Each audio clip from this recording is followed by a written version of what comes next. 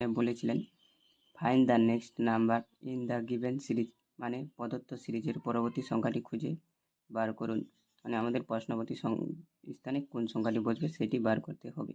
এইসব অঙ্কের ক্ষেত্রে দুটি সংখ্যার মধ্যবর্তী পার্থক্যটাকে দেখতে হবে। যেমন 123 এবং 101-এর মধ্যে পার্থক্য হয়ে যায় তোমার যে 22, এবং 123 ও 147-এর মধ্যে পার্থক্য হয়ে যায় 24, ও 147 এবং 173-এর মধ্যে পার্থক্য হয়ে যায় 26।